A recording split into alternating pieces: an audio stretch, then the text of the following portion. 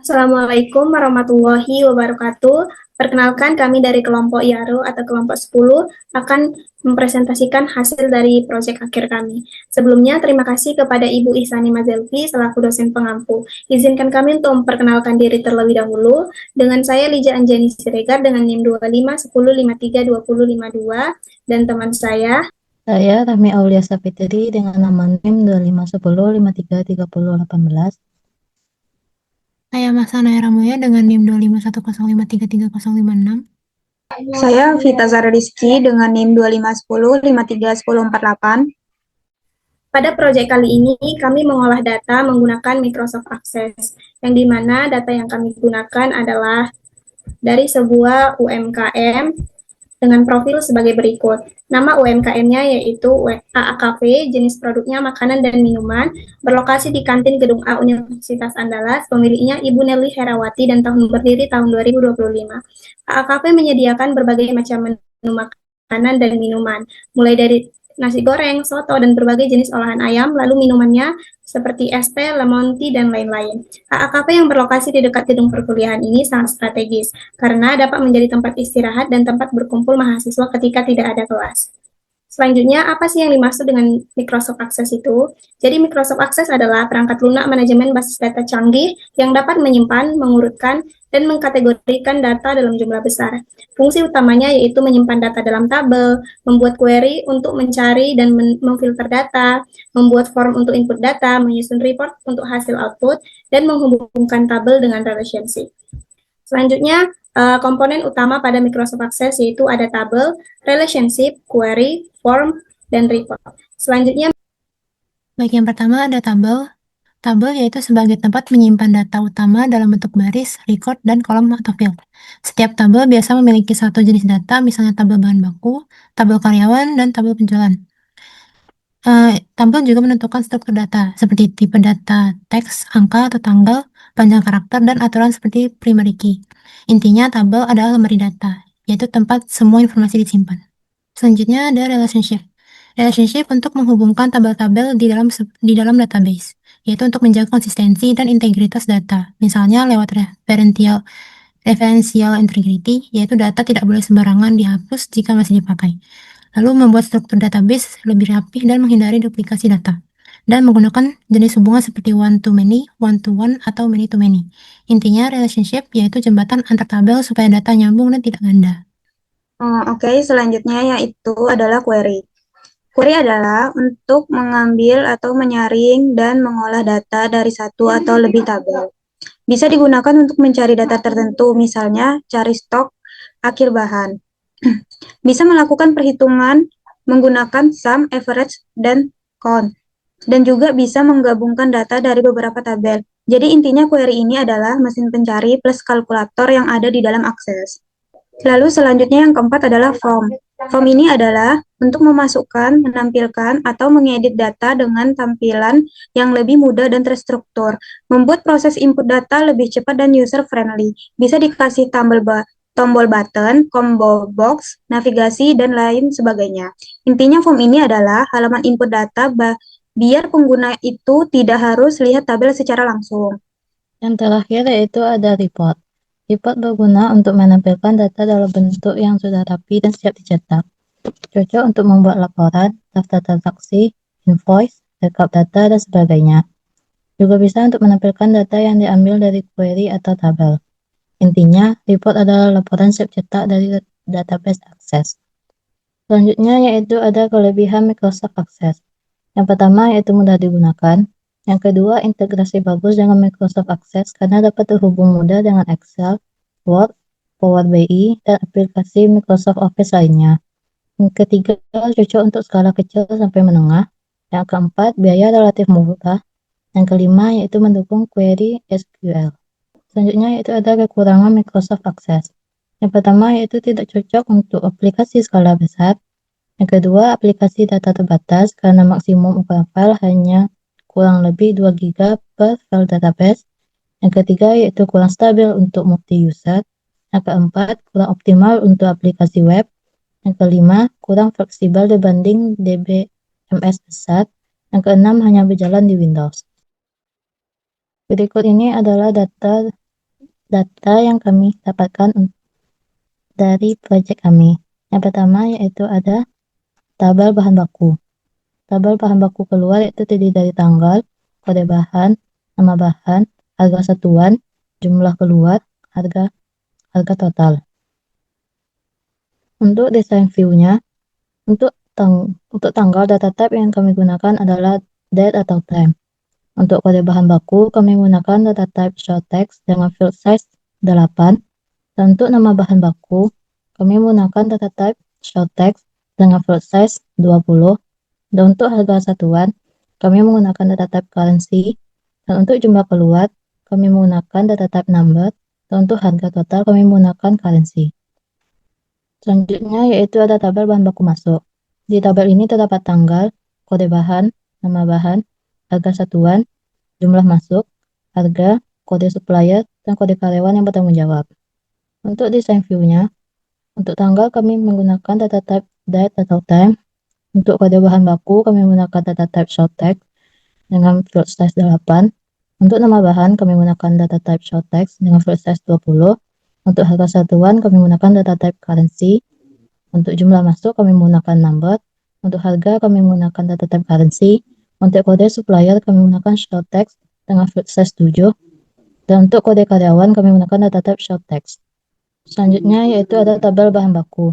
Di tabel bahan baku tersebut terdapat ada kode bahan, nama bahan, harga satuan, kode supplier. Untuk desain view-nya, pada kode bahan baku kami menggunakan data type short text. Dan untuk nama bahan kami menggunakan data type short text. Dan untuk harga satuan kami menggunakan currency. Dan untuk kode supplier kami menggunakan short text.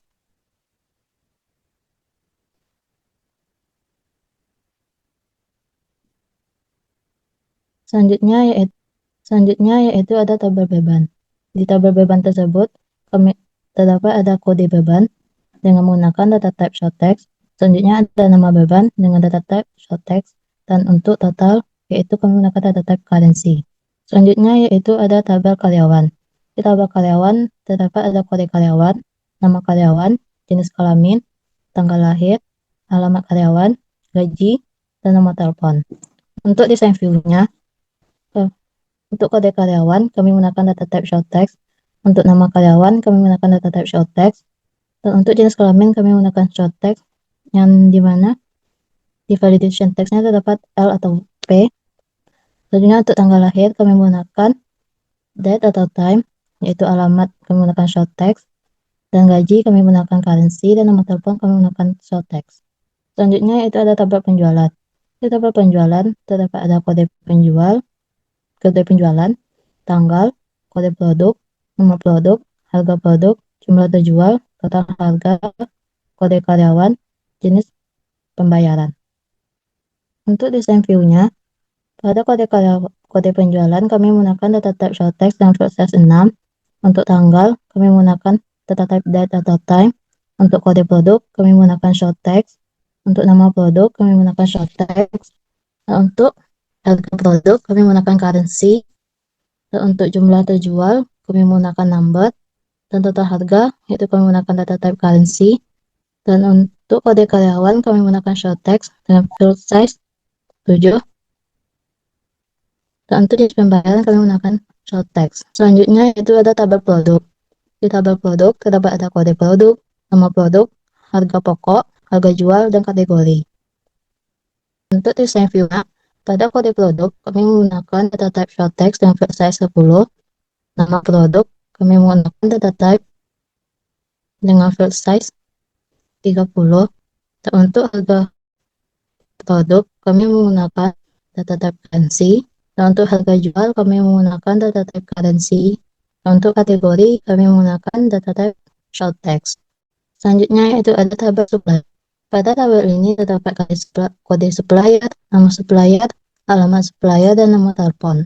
Untuk desain view-nya, pada supplier kami menggunakan data type short text dengan size 7. Nama supplier kami menggunakan data type short text dengan size 20.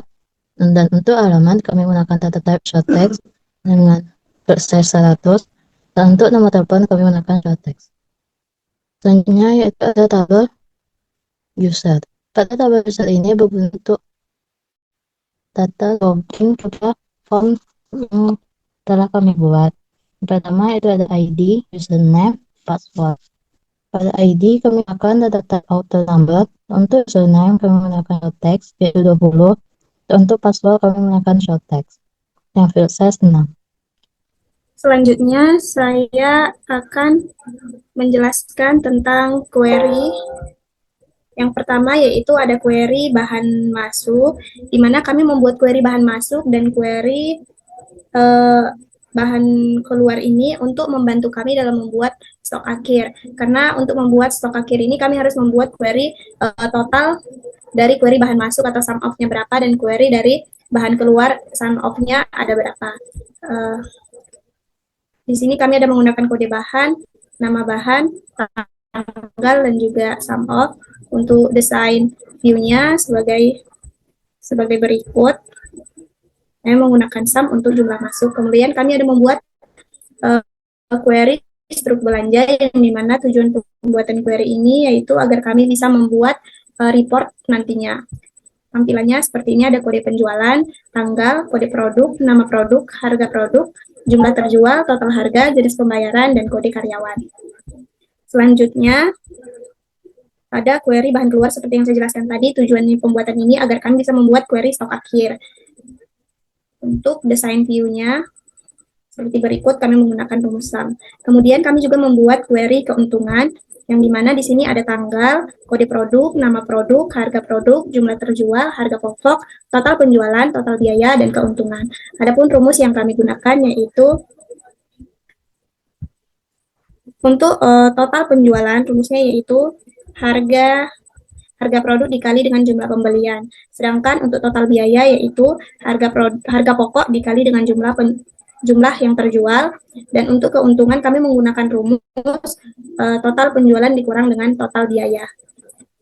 Selanjutnya yang terakhir kami juga menggunakan query untuk membuat stok akhir dengan tampilan seperti berikut. Dari query bahan keluar dan juga query bahan masuk tadi dengan desain view-nya dengan rumus stok sisa ya sama dengan sum of jumlah masuk dikurangi dengan sum of jumlah keluar. Selanjutnya kami juga ada membuat relationship dengan tampilan berikut, di mana query primary key-nya menjadi penghubung antar tabel. Selanjutnya mengenai form akan diterangkan oleh teman saya, Naya. Kepada Naya, saya silakan. Baik, selanjutnya yaitu penjelasan mengenai form. Namun pertama-tama kami akan melakukan login terlebih dahulu dari user yang sudah dijelaskan tadi.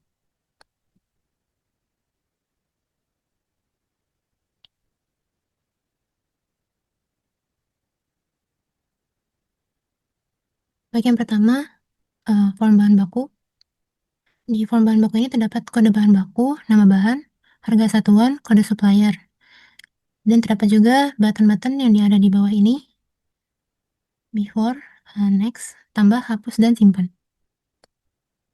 Selanjutnya, form bahan baku masuk.